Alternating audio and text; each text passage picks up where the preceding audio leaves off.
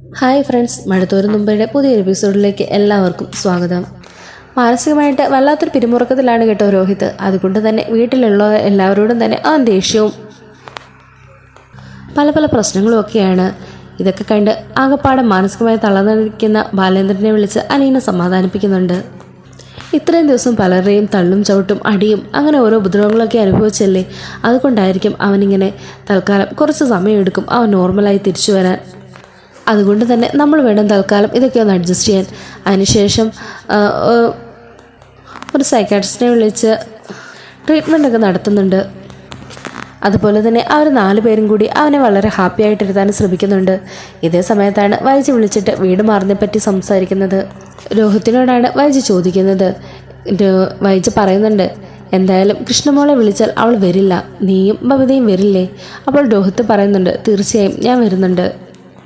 ബബിതയാണെങ്കിൽ അങ്ങോട്ട് പോകാൻ നേരത്തെ മുൻകൂട്ടി തന്നെ അവൾ റെഡിയായി നിൽക്കുകയാണല്ലോ.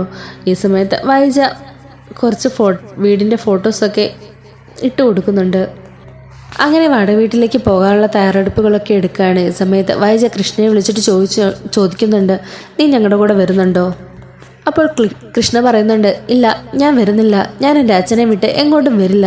അപ്പോൾ ദേഷ്യത്തോടു കൂടി വൈജ പറയുന്നുണ്ട്, അച്ഛനെയും കെട്ടിപ്പിടിച്ച് നീ അവിടെ തന്നെ ഇരുന്നു, അനുഭവിക്കുമ്പോൾ പഠിക്കും. ആ അലീനയുണ്ടല്ലോ, അവളെ കല്യാണം കഴിച്ച് നിന്റെ തന്ത അവിടെ ജീവിക്കും. ഛേ, എന്ത് വൃത്തികേടൊക്കെ അമ്മയെ പറയുന്നേ. അച്ഛന് അലീന ചേച്ചി ഞാനും ഒക്കെ ഒരുപോലെ തന്നെയാണ്. ഞാൻ എങ്ങനെയാണോ അച്ഛൻ്റെ അരിക്കാൻ നിൽക്കുന്നത്, അച്ഛൻ എങ്ങനെയാണോ എന്നെ കാണുന്നത്, അതുപോലെ തന്നെയാണ് അലീന ചേച്ചിയോടും. അമ്മയ്ക്ക് നാണമില്ലേ ഇങ്ങനെയൊക്കെ പറയാനായിട്ട്? അപ്പോൾ വൈജ് പറയുന്നുണ്ട്, ആ അലീന അയാളുടെ മകളൊന്നുമല്ല.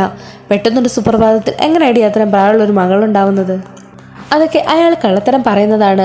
നമ്മുടെ വീട്ടിൽ വന്ന് 1.5 മാസത്തിന് ശേഷമല്ലേ അത് തൻ്റെ മകളാണെന്ന് അയാൾ പറയുന്നത്. അവിടെ വന്ന് നിന്ന സമയത്തൊക്കെ ഞാൻ അവളെ ഒരുപാട് ആട്ടും തുപ്പും ഒക്കെ ചെയ്തിട്ടുണ്ട്. ആ സമയത്തൊന്നും അത് തൻ്റെ മകളാണെന്ന് അയാൾ എന്താ പറയുന്നത്? അവൾ പെട്ടെന്നൊരു സുപ്രഭാതത്തിൽ അത് അയാളുടെ മകളായി എന്നെ പുറത്താക്കി. ഞാൻ വേണ്ടെന്ന് അയാൾ പറഞ്ഞില്ലേ? എന്നെക്കാട്ടിലും വലുത് അവളാണെന്ന് അയാൾ പറഞ്ഞില്ലേ? അതിൻ്റെയൊക്കെ അർത്ഥം എന്താ? നീ ഒന്ന് ചിന്തിച്ചു നോക്ക്.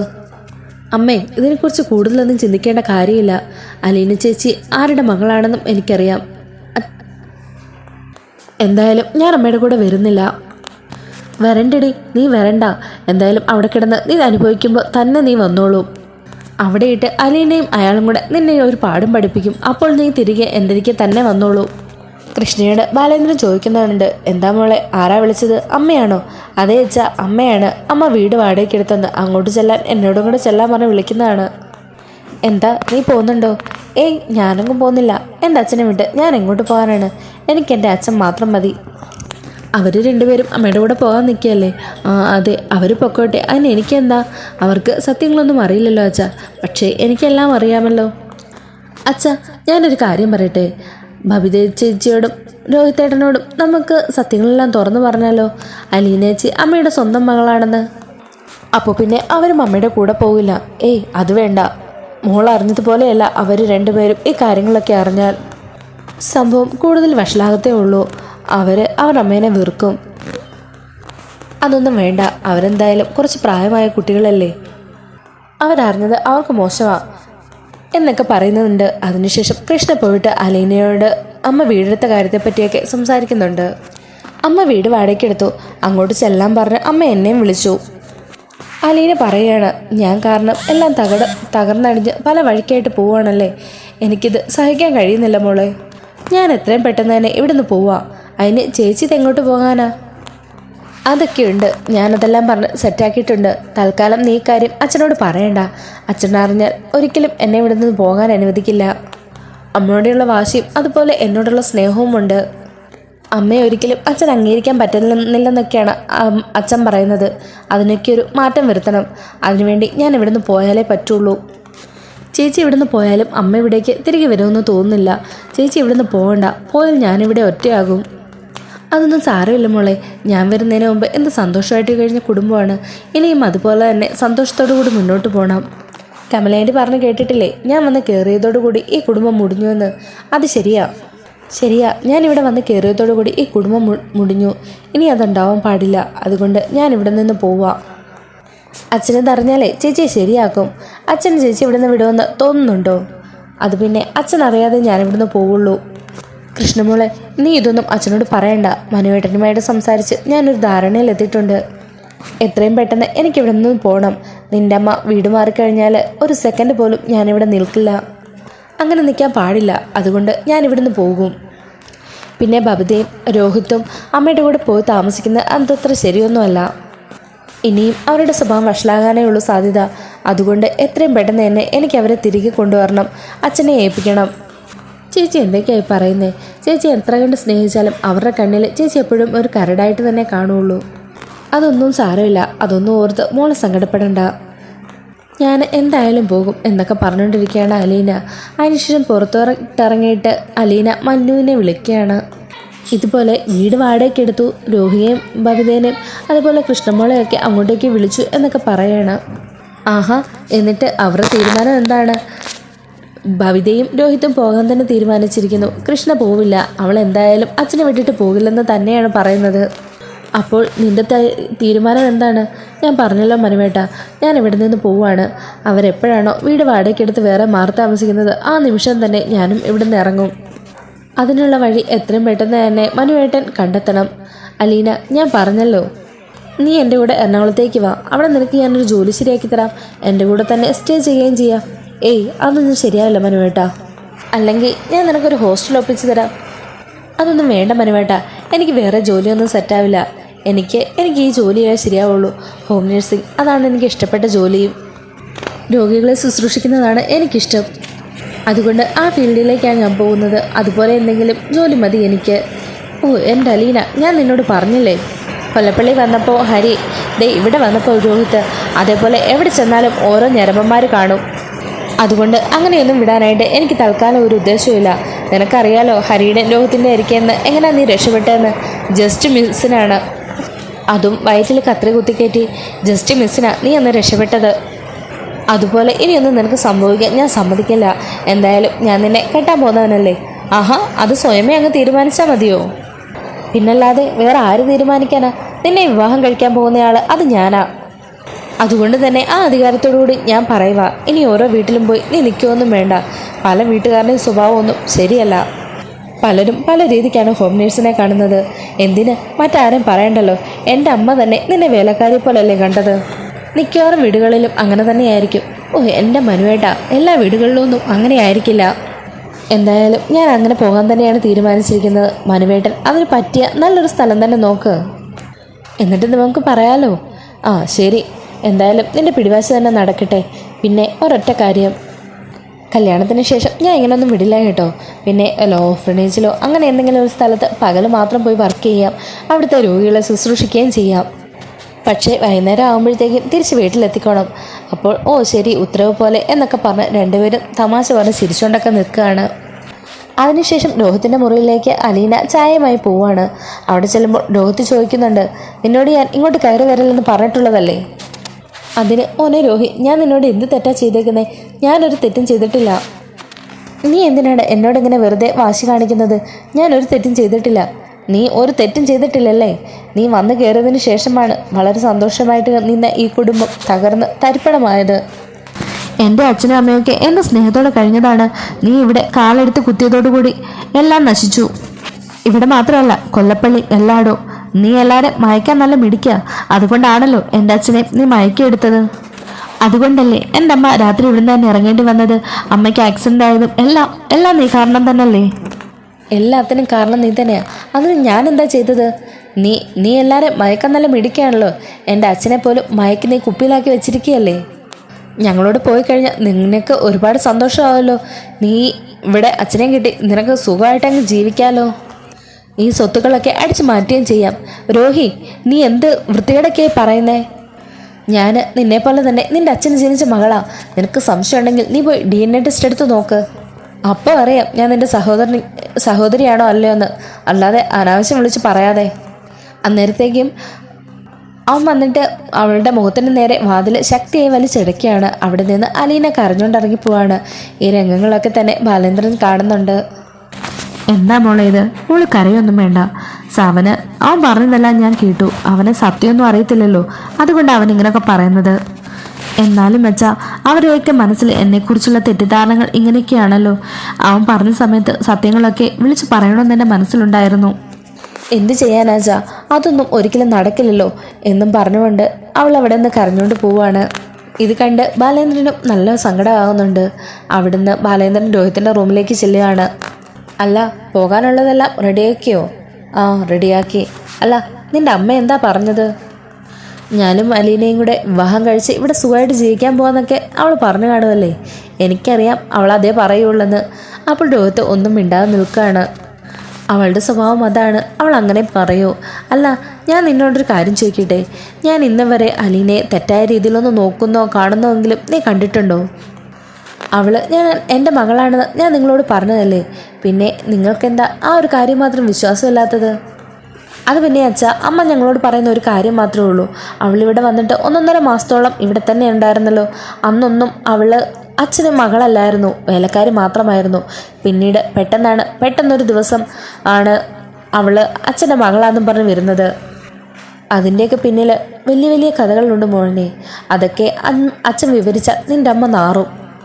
ഇപ്പം നീ പറഞ്ഞില്ലേ, അതൊക്കെ നിന്നോട് തിരിച്ചു ചോദിക്കേണ്ട അവസ്ഥ വരും. അതുകൊണ്ട് മാത്രം ഞാനിപ്പോൾ ഒന്നും പറയുന്നില്ല.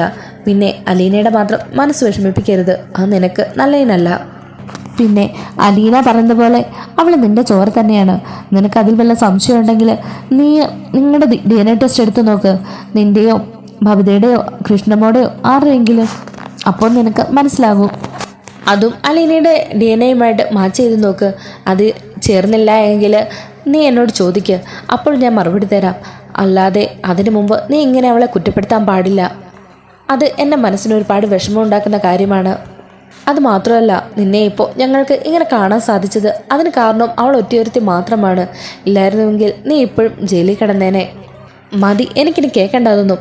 ആരെന്തു പറഞ്ഞാലും ഒരു അലീന പുരാണം. അവളെ എന്നെ രക്ഷപ്പെടുത്തിയിരുന്നെങ്കിൽ എനിക്ക് രക്ഷപ്പെടണ്ടായിരുന്നു, ഞാൻ ജയിലിൽ തന്നെ കിടന്നേനെ എന്നൊക്കെ പറഞ്ഞ് അവൻ ദേഷ്യപ്പെടുകയാണ്. അവസാനം ബാലന് ഒന്നും മിണ്ടാതെ ആ മുറിവിട്ട് പോവുകയാണ്. അങ്ങനെ രാത്രിയിൽ എല്ലാവരും കിടക്കാനായിട്ട് പോവുകയാണ്. ഇതേ സമയം അലീന കിച്ചണിലെ പണിയൊക്കെ തീർത്തുകൊണ്ടിരിക്കുകയാണ്. കൃഷ്ണയും ബബിതയും എല്ലാവരും പോയി കിടന്നു. ഈ സമയം രോഹിത്ത് വെള്ളം നോക്കുമ്പോൾ റൂമിൽ വെള്ളമുണ്ടായിരുന്നില്ല. അതെടുക്കാനായിട്ട് അവൻ താഴെ കിച്ചണിലേക്ക് പോവുകയാണ്. ഈ സമയത്ത് അലീന രേവതിയുടെ കോൾ വന്ന് ആ കോളും എടുത്തുകൊണ്ട് അടുക്കളയുടെ വാതിക്കലേക്ക് നിൽക്കുകയാണ്. രോഹിത്ത് വന്ന് ഫ്രിഡ്ജ് തുറന്ന് വെള്ളം എടുക്കുന്ന കാര്യമൊന്നും അലീന അറിയുന്നുണ്ടായിരുന്നില്ല. അലീന രേവതിയോട് നടന്ന കാര്യങ്ങളെല്ലാം തന്നെ പറയുന്നുണ്ട്. ഇന്ന് രോഹിത്തിൻ്റെ മുറിയിലേക്ക് ചെന്നു. അവനിങ്ങനെ അനാവശ്യ കാര്യങ്ങൾ ഓരോന്നൊക്കെ വിളിച്ചു പറഞ്ഞു. അതെല്ലാം കേട്ടപ്പോൾ സത്യങ്ങളെല്ലാം അവൻ്റെ മുഖത്ത് നോക്കി വിളിച്ച് പറഞ്ഞാലോ എന്നാണ് എനിക്ക് തോന്നിയത്. ഇതൊക്കെ അവനും കേട്ടുകൊണ്ടിരിക്കുകയാണ്. അപ്പോൾ അവൻ ഓർക്കുന്നുണ്ട് അവൻ്റെ അച്ഛൻ പറഞ്ഞതും സത്യങ്ങളൊക്കെ വിളിച്ചു കൂവിയാൽ അവൻ്റെ അമ്മ നാറുവെന്ന്. അങ്ങനെ അലീന സംസാരിക്കുന്നത് കേൾക്കാനായിട്ട് രോഹിത് ശകലം കൊണ്ട് നീങ്ങി നിൽക്കുന്നുണ്ട്.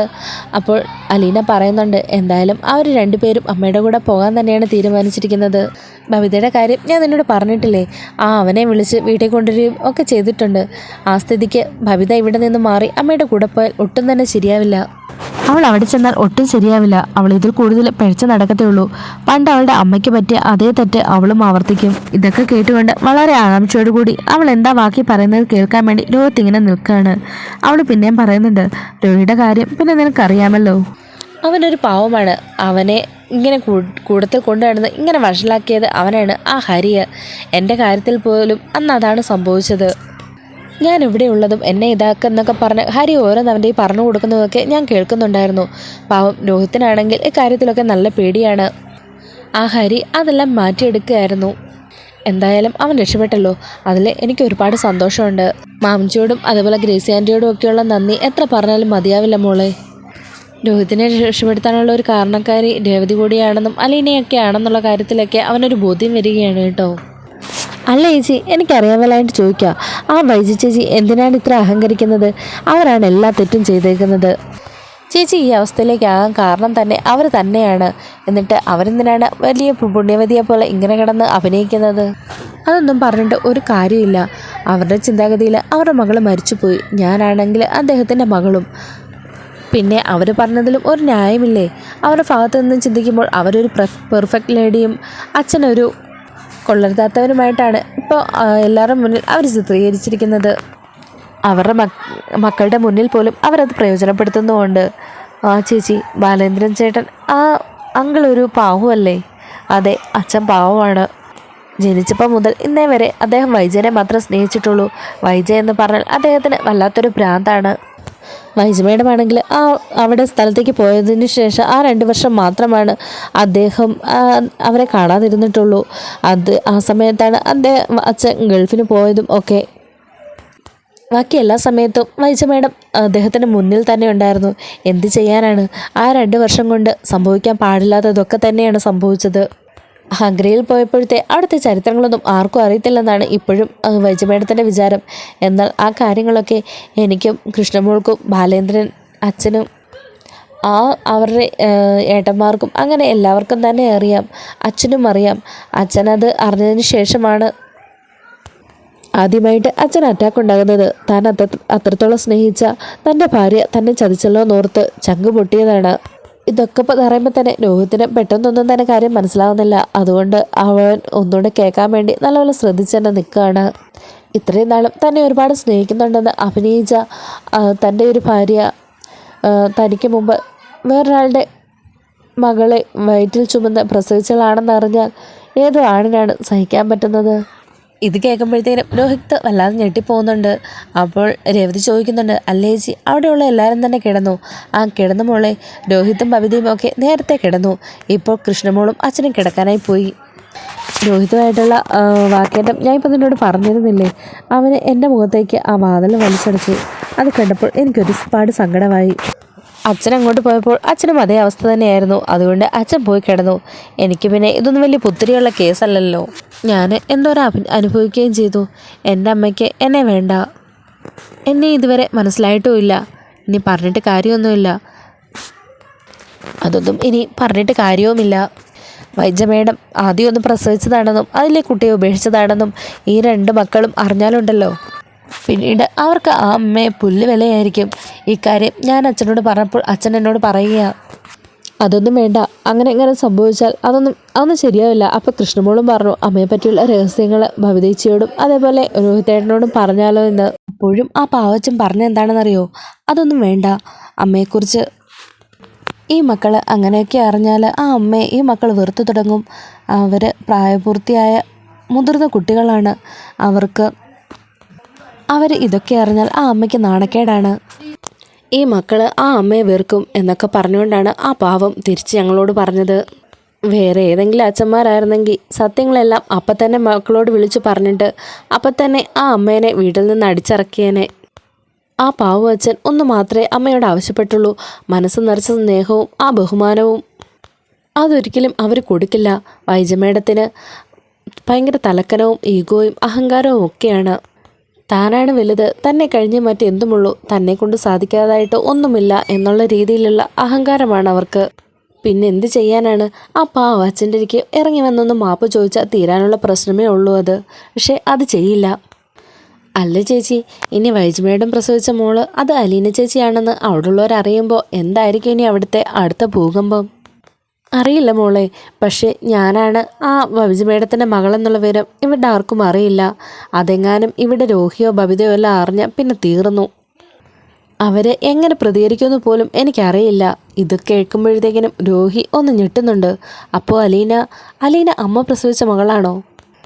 എന്തിനാ ഏറെ പറയുന്നേ? വൈജ മേഡത്തിന് പോലും അറിയില്ല ഞാൻ അവരുടെ മകളാണെന്ന്. അവരോട് അവരുടെ മകള് ജനിച്ച ഉടനെ മരിച്ചു പോയെന്നാണല്ലോ എല്ലാവരും പറഞ്ഞേക്കുന്നേ. അവർ ആ ഒരു വിശ്വാസത്തിലാണ്. ഒരിക്കലും ഇങ്ങനെയൊരു കുട്ടി തിരിച്ചു വരുമെന്ന് അവരുടെ സ്വപ്നത്തിൽ പോലും ഇല്ലല്ലോ. പിന്നെ അവരുടെ ആങ്ങളമാരും സത്യങ്ങളെല്ലാം തിരിച്ചറിഞ്ഞു എന്നതാണ് എനിക്കുള്ളൊരു ഏറ്റവും ആശ്വാസം. അവർ എന്നെ തട്ടിക്കൊണ്ട് പോകാൻ വരെ മുതിർന്നവരല്ലേ. അവർ ഇപ്പോൾ ഞാനവരുടെ പെങ്ങളുടെ മകളാണെന്നറിഞ്ഞപ്പോൾ മുതൽ എന്നോട് ഭയങ്കര സ്നേഹത്തിലാണ്. ശിവനങ്ങളും രാജീവങ്ങളും ഒക്കെ ഡേഞ്ചറായിട്ടുള്ള ആൾക്കാരായിരുന്നു. എന്തായാലും ആ ഒരു പ്രശ്നത്തോടു കൂടി അതൊക്കെ ഒന്ന് അവസാനിച്ചു. എന്തായാലും സത്യങ്ങളൊക്കെ ഒരു നാൾ പുറത്തു വരില്ലേ ചേച്ചി? ആ ഒരു പേടി എനിക്കുമുണ്ട്. അത് മാത്രമല്ല, വൈജ മേഡം എപ്പോഴെങ്കിലും ഞാനാണ് അവരുടെ മകള് എന്നുള്ള സത്യം തിരിച്ചറിഞ്ഞാൽ അവരെന്നെ ഏറ്റെടുത്താൽ ആ നിമിഷം അച്ഛൻ അവരെ ഡിവോഴ്സ് ചെയ്യുമെന്നാണ് പറയുന്നത്. എന്നെ ചതിച്ചു, എൻ്റെ ജീവിതം നശിപ്പിച്ചു എന്നൊക്കെ പറഞ്ഞ് അച്ഛൻ ഇടയ്ക്കിടയ്ക്ക് ബഹളം വെക്കുന്നേക്കാം. അല്ലെങ്കിൽ തന്നെ ബബിതയുടെ രോഹിത്തിൻ്റെ അതുപോലെ വൈജ മേഡത്തിൻ്റെ കാര്യം ഓർത്ത് അദ്ദേഹത്തിന് ഒരു സമാധാനവും ഇല്ല. ഇനി ഞാനായിട്ട് ഇവിടെ നിന്ന് അവരുടെ സമാധാനം കെടുത്തുന്നില്ല. ഇവർ വീട് മാറിയാൽ ഉടനെ തന്നെ ഞാനും ഇവിടെ നിന്ന് പോകും. അയ്യോ ചേച്ചി അവിടെ നിന്ന് എങ്ങോട്ട് പോവാൻ? ഞാൻ മനുവേട്ടനോട് എല്ലാം പറഞ്ഞ് സെറ്റാക്കിയിട്ടുണ്ട്. ഏതെങ്കിലും ഒരു വീട്ടിൽ ഹോം നേഴ്സായിട്ട് ഞാൻ പോവും മോളെ. എനിക്കിവിടെ ഇങ്ങനെ നിൽക്കാൻ പറ്റില്ല. വൈജു മേഡം ഞാൻ കാരണമാണ് ഇവിടുന്ന് തല്ലിപ്പിരിഞ്ഞ് മറ്റൊരു വീട്ടിലേക്ക് താമസിക്കാൻ പോകുന്നത്. അച്ഛനോട് അവർ കുറേ പ്രാവശ്യം പറഞ്ഞതാ അലീന ഇവിടെ ഇല്ലെങ്കിൽ അവരിങ്ങോട്ടേക്ക് വരാമെന്ന്. എന്നാൽ അച്ഛൻ അത് സമ്മതിച്ചില്ല. അവർ ഭാര്യയും ഭർത്താവും ഇങ്ങനെ വേറെ മാറി രണ്ടുപേരും രണ്ടിടത്തായിട്ട് താമസിച്ചിട്ട് ഞാനിവിടെ നിൽക്കുന്നതിൽ എന്തർത്ഥമാണുള്ളത്? അതുകൊണ്ട് എത്രയും പെട്ടെന്ന് തന്നെ ഞാൻ ഇവിടെ നിന്ന് പോകും. അയ്യോ അതിന് ബാലനങ്ങൾ സമ്മതിക്കുമോ? ഇല്ല, അച്ഛൻ സമ്മതിക്കുമെന്ന് എനിക്ക് തോന്നുന്നില്ല. പക്ഷേങ്കിൽ അച്ഛൻ അറിയാതെ ഞാൻ ഇവിടെ നിന്ന് പോകും. ഇവിടെ നിന്ന് പോകേണ്ടത് അത്യാവശ്യം തന്നെയാണ്. കാരണം ഞാൻ പോയില്ലെങ്കിൽ ഈ കുടുംബം തന്നെ തകർന്നു പോവും. ഇവരെല്ലാവരും ഒന്നിച്ച് ജീവിക്കണം. അമ്മയെ കാണണം. അമ്മയുടെ സത്യങ്ങളെല്ലാം തുറന്നു പറയണം. അമ്മയുടെ കൂടെ സന്തോഷത്തോടെ 1-2 ദിവസം നിൽക്കണം. അതൊക്കെ ആഗ്രഹിച്ചല്ലേ ഇങ്ങോട്ടേക്ക് വന്നത്. എന്നാൽ അതിനിടയ്ക്ക് ഇങ്ങനെയൊക്കെ സംഭവിച്ചു. ആരൊന്നും അറിയരുതെന്ന് കരുതിയോ? എന്നാൽ അവരാണ് ആദ്യം എല്ലാം അറിഞ്ഞത്. ആരാണ് ഇതറിയണമെന്ന് ഞാൻ ആഗ്രഹിച്ചു വന്നോ അവരൊട്ടത് അറിഞ്ഞതുമില്ല. ഇനിയിട്ട് അറിയുകയും വേണ്ട. എങ്ങനെയെങ്കിലും ഇവിടെ നിന്ന് പോകണം. മനുവേട്ടൻ എല്ലാം ഏർപ്പാടാക്കുന്നുണ്ട്. ഞാനിവിടുന്ന് പോകുമ്പോൾ തന്നെ മേഡം തിരിച്ചു വരും. അങ്ങനെ മേഡം തിരിച്ചു വന്നാൽ അച്ഛനും മേഡവും കൂടി എങ്ങനെയെങ്കിലുമൊക്കെ സെറ്റായിക്കോളും. കൃഷ്ണമോളോട് ഞാൻ എല്ലാം പറഞ്ഞ് ഏൽപ്പിച്ചിട്ടുണ്ട്. അതുപോലെ ബബിതയ്ക്കും രോഹിത്തിനും വലിയ താല്പര്യമൊന്നുമില്ലെങ്കിലും ശിവനങ്ങളിനോടും രാജീവങ്ങളിനോടും അതുപോലെ ഗംഗങ്ങളിനോടും ഒക്കെ ഞാൻ എല്ലാ കാര്യങ്ങളും പറഞ്ഞിട്ടുണ്ട്. മനുവേട്ടനും എല്ലാവരും കൂടി അവരെ കൺവിൻസ് ചെയ്ത് അവരെ ഒന്നിപ്പിച്ചോളും. പിന്നെ ആ ഡിവോഴ്സ് പേപ്പർ അതും എങ്ങനെയെങ്കിലും ഒഴിവാക്കാൻ വേണ്ടി ഞാൻ സമ്മർദ്ദം ചെലുത്തുന്നുണ്ട്. അതിപ്പോൾ എങ്ങനെയെങ്കിലുമൊക്കെ ശരിയായിക്കോളും. എന്തായാലും ഞാനിനി ഇങ്ങോട്ടേക്കില്ല എന്നിങ്ങനെ പറയാണ്. ഇതെല്ലാം കേട്ടുകൊണ്ട് നിന്ന് രോഹിത്തിൻ്റെ കണ്ണ് നിറയുന്നുണ്ട്. അതിൻ്റെ കൂട്ടത്തിൽ അലീന പറയുന്നുണ്ട്, രോഹിത് എല്ലാവരും എന്നെ തെറ്റിദ്ധരിച്ചിരിക്കുകയാണ്. ഞാൻ അവരുടെ അച്ഛൻ്റെ പണത്തിന് വേണ്ടി അച്ഛനെ പറഞ്ഞ് മയക്കിയെടുത്തിരിക്കുകയാണെന്ന്. അതുണ്ടാവാൻ പാടില്ല. അവരുടെ പറച്ചിലിൽ എനിക്ക് മാനക്കേട് തന്നെ ഉണ്ടാവുകയാണ്. അതുണ്ടാവാൻ പാടില്ല. എന്തായാലും ഞാൻ ഇവിടെ നിന്ന് പോവാം മോളെ. ഇനി ഞാൻ ഇവിടെ നിന്നാൽ ശരിയാവില്ല. രോഹിത്തും ബബിതയും ഒക്കെ നാളെ പോകുമെന്നാണ് പറയുന്നത് കേട്ടത്. അതിനു മുമ്പ് ഞാൻ പോകണമെന്നാണ് വിചാരിച്ചത്. എന്തായാലും എല്ലാം ശരിയാക്കുന്നുണ്ട്. നല്ലൊരു വീട് ഒത്തു കിട്ടിയാൽ അപ്പം തന്നെ ഞാനിവിടെ നിന്ന് പോകും. അതിന് നാളെ തന്നെ വീടെല്ലാം ശരിയാവുമോ ചേച്ചി? അറിയില്ല മോളെ. എന്തായാലും മനുവേട്ടൻ നോക്കുന്നുണ്ട്. ഇവർ പോയി കഴിഞ്ഞാൽ പിന്നെ ഒരു സെക്കൻഡ് പോലും എനിക്കിവിടെ നിൽക്കാൻ പറ്റില്ല. എങ്കിലും 1-2 ദിവസമൊക്കെ എടുക്കുകയല്ലേ ചേച്ചി ഒരു വീട് സെറ്റാവാനായിട്ട്? അതെ, മനുവേട്ടൻ ആഞ്ഞ് പരിശ്രമിക്കുന്നുണ്ട്. നീയും നിൻ്റെ അവിടെയൊക്കെ നോക്കിക്കോ. അവിടെ എങ്ങാനും ആർക്കെങ്കിലും വല്ല വീട്ടുജോലിക്കാരും വേണമെങ്കിലോ? ശരി മോളെ, എന്നാൽ ഇനി ഞാൻ വെക്കുവാണ്. സമയം ഒരുപാടായി. എല്ലാ കാര്യത്തിനും ഒരു വ്യക്തത വരുത്തണം. എല്ലാം ഒന്ന് പ്ലാൻ ചെയ്യണം. ഈ രാത്രി ഇനി എനിക്ക് ഉറക്കമില്ല. ഇതൊക്കെ കേട്ട് രോഹിത്ത് തിരിച്ച് അവിടെ നിന്ന് മാറിപ്പോവാണ്. അങ്ങനെ അലീന ലൈറ്റൊക്കെ ഓഫ് ചെയ്ത് വീണ്ടും റൂമിൽ വന്ന് കിടക്കുകയാണ്. ഡോറ് ലോക്ക് ചെയ്യുന്നുണ്ട്. രോഹിത്ത് അവൻ്റെ റൂമിലേക്കും പോവുകയാണ്. ആകപ്പാടെ വല്ലാത്തൊരു മാനസികാവസ്ഥയിലേക്ക് മാറുകയാണ് രോഹിത്ത്. ഇത്രയും നാളും അച്ഛൻ്റെ മകളാണെന്നൊക്കെ പറഞ്ഞിട്ടും അതൊന്നും വിശ്വസിക്കാതെ അവളെയും തെറ്റിദ്ധരിച്ച് അച്ഛനെയും തെറ്റിദ്ധരിച്ച് നടക്കുകയായിരുന്നല്ലോ ഇത്രയും നാളും അവൻ. ഇപ്പോഴേ അറിയുന്നു അവൾ അമ്മയുടെ മകളാണെന്ന്. ശരിക്കും അലീന ആരാണ്? അവൾ എൻ്റെ അമ്മയുടെ വയറ്റിൽ പറന്നത് തന്നെയാണോ? അപ്പോൾ ഞങ്ങളുടെ അമ്മ ഞങ്ങളെല്ലാവരും ചതിക്കുകയായിരുന്നോ? അച്ഛനെ ചതിക്കുകയായിരുന്നോ? അച്ഛനെ കാണിക്കുന്ന വാശിക്കും ദേഷ്യത്തിനും ഒക്കെ മുമ്പിൽ ഇങ്ങനൊരു കഥ ഉണ്ടായിരുന്നോ? എന്തായിരിക്കും ഇതിൻ്റെയൊക്കെ സത്യം എന്നൊക്കെ ആലോചിച്ച് അവൻ്റെ തല പോവുകയാണ്. അങ്ങനെ പിറ്റേന്ന് രാവിലെ രോഹിത്തും ബബിതയും എല്ലാം പോകാനുള്ള കാര്യങ്ങളൊക്കെ റെഡിയാക്കുന്നുണ്ട്. എന്നാൽ അലീനയോടോ അതേപോലെ അച്ഛനോടോ ഒരു വാക്കുപോലും ചോദിക്കുന്നുണ്ടായിരുന്നില്ല. കാരണം തലേന്ന് രാത്രി അവൻ കേട്ടതെല്ലാം ശരിയാണോ? രേവതി എന്തൊക്കെയാണ് ചോദിച്ചതെന്നുള്ളത് അവൻ കേട്ടിട്ടില്ല. അലീന പറഞ്ഞ മറുപടികൾ മാത്രമാണ് അവൻ കേട്ടിട്ടുള്ളൂ. അങ്ങനെ ഒരുപാട് സംശയങ്ങൾ അവൻ്റെ മനസ്സിലുണ്ട്. എന്നാൽ അതൊന്നും തന്നെ അവൻ ആരോടും തന്നെ ചോദിക്കുന്നില്ല. അമ്മയോട് ചോദിച്ച് തന്നെ സത്യങ്ങളൊക്കെ മനസ്സിലാക്കണം, അതായിരുന്നു അവൻ്റെ മനസ്സിൽ. ബാലൻ അവരോട് ചോദിക്കുന്നുണ്ട്, അല്ല അപ്പം രണ്ടുപേരും ഈ അച്ഛനെ ഉപേക്ഷിച്ചിട്ട് പോവുകയാണല്ലേ? അപ്പോൾ ബബിത പറയുന്നുണ്ട്, ഈ അലീനയെ ഉപേക്ഷിക്കാൻ അച്ഛൻ തയ്യാറല്ലല്ലോ. അതുകൊണ്ട് തന്നെയാണ് അച്ഛനെ ഉപേക്ഷിച്ച് ഞങ്ങൾ പോകുന്നത്. ഞങ്ങളുടെ അമ്മയെ അച്ഛൻ ചതിക്കുമല്ലായിരുന്നോ? ഇപ്പോഴും ചതിച്ചുകൊണ്ടിരിക്കുമല്ലേ? അതും കണ്ടിട്ട് ഞങ്ങളിവിടെ നിൽക്കണമെന്നാണോ അച്ഛൻ പറയുന്നത്? ഞങ്ങൾക്ക് എന്തായാലും അതിന് താല്പര്യമില്ല. ഞങ്ങൾ പോവാം. ഇനി എന്തായാലും ഞങ്ങളുടെ അമ്മ ഇങ്ങോട്ട് വരുവാണെങ്കിൽ മാത്രമേ ഞങ്ങളും വരികയുള്ളൂ എന്നും പറഞ്ഞ് ബബിത ഇറങ്ങുവാണ്. രോഹിത്തിനോട് ബാലേന്ദ്രൻ പറയാണ്, മോനെ ഇതുവരെ പറ്റിയ തെറ്റുകളൊക്കെ എന്താണെന്ന് മോന് നന്നായിട്ട് അറിയാലോ. ഇനിയും അങ്ങനെ ഒരു തെറ്റിൽ പോയി മോൻ ചാടരുത്. പിന്നെ നിന്റെ പെങ്ങള്, അവളുടെ മേലെ നിനക്കൊരു കണ്ണ് വേണം. അവളുടെ പോക്കത്ര ശരിയൊന്നുമല്ല. അതിന് മറുപടി ഒന്നും പറയാതെ അവനും ശരിയച്ച എന്ന് പറഞ്ഞ് പോവാണ്. അങ്ങനെ രോഹിത്തും അവിടെ നിന്ന് പോവുകയാണ്. രോഹിത്ത് കാർ ഓടിച്ച് അവർ രണ്ടുപേരും അവിടെ നിന്ന് പോവുകയാണ്. അവരുടെ രണ്ടുപേരുടെയും പോക്ക് കണ്ട് ബാലേന്ദ്രനെ കണ്ണ് നിറഞ്ഞൊഴുകയാണ്. ഇത് കണ്ട് അലീന പറയുന്നുണ്ട്, അച്ഛൻ കരയാതെ, ഇത് അവർ താൽക്കാലികമായിട്ടുള്ള പോക്കല്ലേ, ഉടനെ തന്നെ അവർ തിരിച്ചു വരും. അച്ഛൻ കണ്ടോ, അവർ പോയതുപോലെ തന്നെ അധികം താമസിയാതെ തിരിച്ചു വരും എന്നും പറഞ്ഞ് അവൾ അകത്തേക്ക് കയറി പോവാണ്. ബാലേന്ദ്രൻ ചോദിക്കുന്നുണ്ട്, അതെന്താ കൃഷ്ണമോളെ അവൾ അങ്ങനെ പറഞ്ഞത്? എനിക്കറിയില്ല അച്ഛാ. എന്തായാലും ചേച്ചിക്ക് നല്ല വിഷമമുണ്ട്. ചേച്ചി കാരണമാണ് അവർ വീട് വിട്ട് പോയെന്നാണ് ചേച്ചിയുടെ വിചാരം. അതെന്തെങ്കിലും ആട്ടെ, അതൊന്നും നീ മൈൻഡ് ചെയ്യണ്ട. മോള് പെട്ടെന്ന് റെഡിയായി സ്കൂളിൽ പോകാനൊരുങ്ങ്. അച്ഛൻ ഷോപ്പിലേക്ക് പോകുന്ന വഴിക്ക് മോളെ ഡ്രോപ്പ് ചെയ്യാം എന്നും പറഞ്ഞുകൊണ്ട് ബാലേന്ദ്രൻ ഒരുങ്ങാനായിട്ട് റൂമിലേക്ക് പോവുകയാണ്. ഈ സമയത്ത് അലീന റൂമിൽ പോയിരുന്ന് പൊട്ടിക്കരയാണ്. അലീനേച്ചി എന്ന് കൃഷ്ണമോള് വിളിക്കുമ്പോൾ അവൾ പറയുന്നുണ്ട്, അച്ഛനോടൊരു കാരണവശാലും പറയരുത്. മനുവേട്ടനും രേവതിക്കുട്ടിയും കൂടെ എനിക്ക് കുറേ വീട് നോക്കുന്നുണ്ട്. അതിലേതെങ്കിലും ഒന്ന് സെറ്റായാൽ ഞാൻ പോകും. അങ്ങനെ പോകുമ്പോൾ എൻ്റെ മോൾ എന്നെ തടയരുത്. അച്ഛനോട് കാര്യങ്ങളെല്ലാം പറഞ്ഞ് മോൾ തന്നെ മനസ്സിലാക്കിയാൽ മതി എന്നിങ്ങനെ പറയാണ്.